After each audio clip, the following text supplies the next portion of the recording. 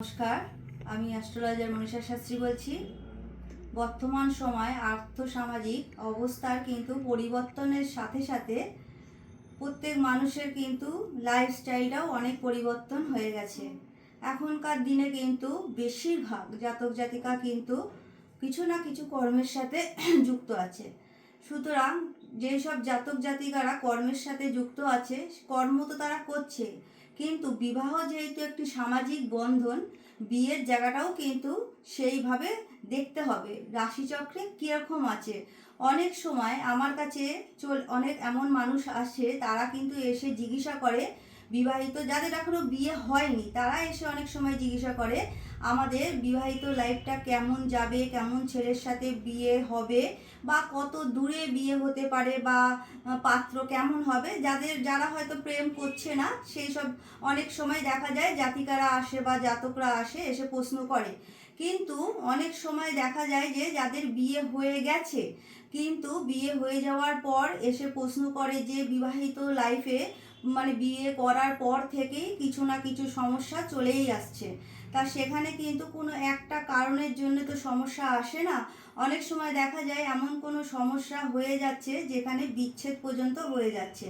তাহলে রাশিচক্রটাকে যদি আমরা দেখি, তাহলে কিন্তু রাশিচক্রের সপ্তম ভাব সপ্তমপতি, অষ্টম ভাব আর অষ্টমপতি, তার সঙ্গে অবশ্যই চন্দ্র আর শুক্র, এই দুটো গ্রহকে কিন্তু ভীষণভাবে ভালো থাকতেই হবে, ভালো থাকা খুবই দরকার।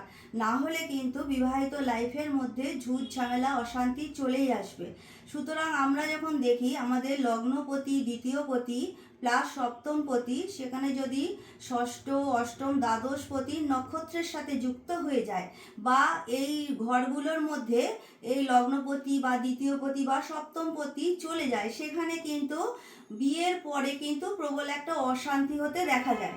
তা সুতরাং আমাদের যে রাশি চক্রটা, সেখানে দেখতে হবে যে বর্তমান সময় ঝগড়াঝাটি অশান্তির কারণটা কি। কারণ না কারোর তো কোনো না কোনো দশা চলে, কারোর রবির দশা, কারোর বুধের দশা, প্রত্যেক জাতক জাতিকারই দশা এক এক রকম চলতে পারে। সেখানে অন্তর্দশা বা প্রত্যন্তর দশা, যে দশাই চলুক না কেন, অন্তর্দশা বা প্রত্যন্তর দশা যাই চলুক না কেন, যে গ্রহগুলোর দশা চলছে, হয়তো দেখা যাবে রাশিচক্রে সেই গ্রহগুলো হয়তো ষষ্ঠ বা দ্বাদশপতির কানেকশন করেছে। সুতরাং আমাদের বিয়ে করার আগে যেমন জটক বিচার করা অবশ্যই দরকার, এবারে দেখা দরকার যে মানে যদি দেখা যায় বিশেষ করে রাশিচক্রের মধ্যে মঙ্গল বা মাঙ্গলিক দোষটা আছে কিনা, বা এখানে শুক্র কোথায় বসে আছে, শুক্রের পাশে নক্ষত্রটা কি।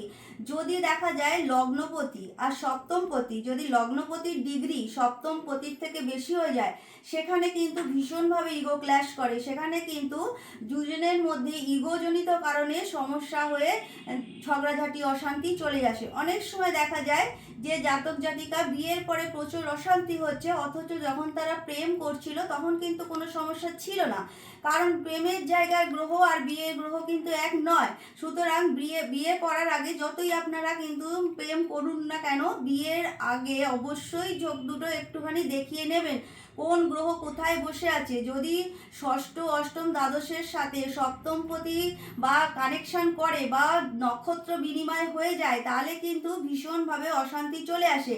তারপরেও দেখতে হবে রাহুর পজিশন কোথায়। রাহু যদি ষষ্ঠ আর দ্বাদশে চলে যায়, সেখানে কিন্তু রাহুর কারণে প্রচণ্ড অশান্তি চলে আসে, কারণ রাহু যদি কারুর ছকে খুব দুর্বল হয়ে যায়, বিয়ে করার পরেই কিন্তু শ্বশুরবাড়ির সাথে ভীষণ অশান্তি হয়ে যায়। কিছু না কিছু কারণে প্রতিনিয়ত প্রত্যেক দিন অশান্তি চলে আসে, আর সেই অশান্তি কিন্তু তুমুল আকার ধারণ করে।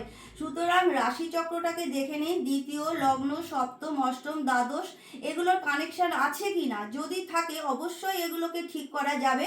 যদি মনে করেন দাম্পত্য লাইফে প্রচণ্ড অশান্তি হচ্ছে, তাহলে আপনারা অমাবস্যার দিন দুজনেই যাবেন, স্বামী স্ত্রী 108-এর জবার মালা নেবেন, নিয়ে যে কোনো কালী মন্দিরে গিয়ে পুজো দিয়ে আসবেন, অবশ্যই ভালো থাকতে পারবেন। আবার যদি পূর্ণিমায় আপনারা পুজো দেন, তাহলে অবশ্যই রাধাকৃষ্ণর মন্দিরে যাবেন, রজনীগন্ধার মালা নিয়ে যাবেন, দুজনেই যাবেন, পুজো দিয়ে আসবেন, অবশ্যই ভালো থাকতে পারবেন।